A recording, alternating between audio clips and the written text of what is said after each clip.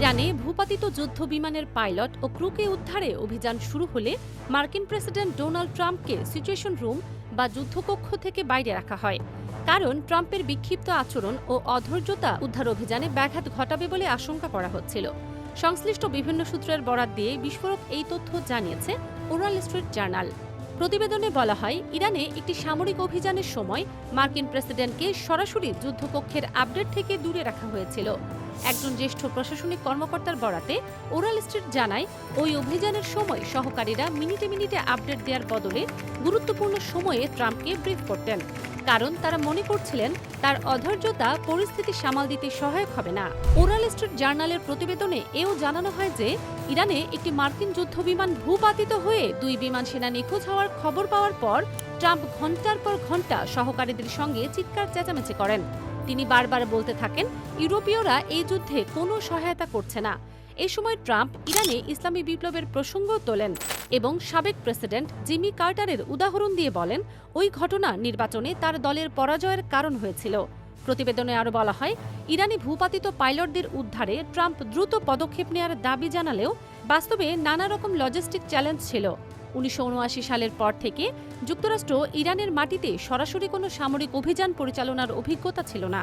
Oral street journal এই প্রতিবেদনে আরও জানিয়েছে, যুদ্ধ শুরুর পরপরই ইরান হরমুজ প্রণালী বন্ধ করে দিয়ে পুরো বিশ্বে অর্থনীতিকে যেভাবে চাপে ফেলেছে, সেই প্রেক্ষাপটে ট্রাম্প ইরানের সঙ্গে যুদ্ধবিরতি করতে উদ্গ্রীব হয়ে পড়েন।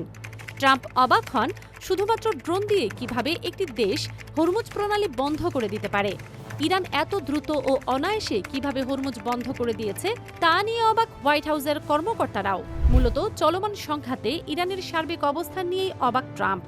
এত চাপ, ক্ষয়ক্ষতি, হামলার পরও কিভাবে তারা এখনও অটল তা নিয়ে রীতিমতো বিস্মিত মার্কিন প্রেসিডেন্ট।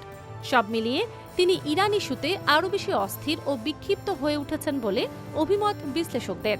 তাদের মতে এই পরিস্থিতি ট্রাম্পের অহমিকা গুঁড়িয়ে দিয়েছে, ফলে পরাজয়ের গ্লানিতে ভুগছেন তিনি। সে কারণেই আরও বেশি অধৈর্য হয়ে উঠেছেন।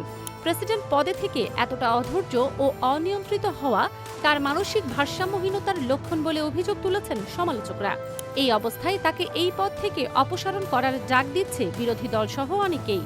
ট্রাম্পের মতো খ্যাপাটে ও ভারসাম্যহীন একজন ব্যক্তির কাছে মার্কিন পরমাণু অস্ত্রভান্ডার মোটেই নিরাপদ নয় বলে মনে করছেন সাবেক সিআইএ পরিচালক জন ব্রেনান।